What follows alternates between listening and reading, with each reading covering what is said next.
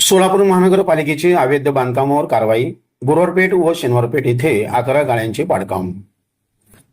सोलापूर महानगरपालिकेच्या वतीने शहरातील अवैध बांधकामावर सुरू असलेल्या कारवाई अंतर्गत आज गुरुवारपेठ येथील ताहिर बागवान तसेच शनिवारपेठ येथील खुदाबक्ष बागवान यांच्या इमारतीवर अवैध बांधकामावर कारवाई करण्यात आली. सदर कारवाई ही महानगरपालिकेच्या 96 अवैध बांधकाम प्रकरणांतर्गत करण्यात आली असून आजच्या मोहिमेत पार्किंग जागेमध्ये अनधिकृतपणे उभारण्यात आलेले एकूण 11 गाळी पाडण्यात आले. महानगरपालिकेच्या नियमानुसार पार्किंगसाठी राखीव जागेचा व्यावसायिक वापर होत असल्याचे निदर्शनात आल्यानंतर ही कारवाई करण्यात आली. महानगरपालिकेच्या पथकाने आवश्यक यंत्रसामग्रीच्या सहाय्याने सकाळपासून कारवाई सुरू केली. कारवाई दरम्यान एक कायदा व सुव्यवस्था अबाधित राखण्यासाठी मोठा पोलीस बंदोबस्त तैनात करण्यात आला होता.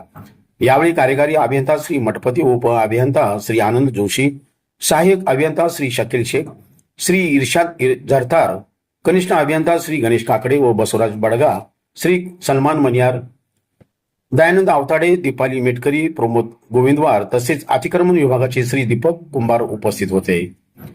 तसेच अतिक्रमण विभागातील पोलीस कर्मचारी व जेल रोड पोलीस स्टेशनकडून अतिरिक्त पोलीस बंदोबस्त देण्यात आला होता. पोलीस निरीक्षक श्री रावसाहेब व त्यांच्या पथकाने कारवाई दरम्यान विशेष सहकार्य केले.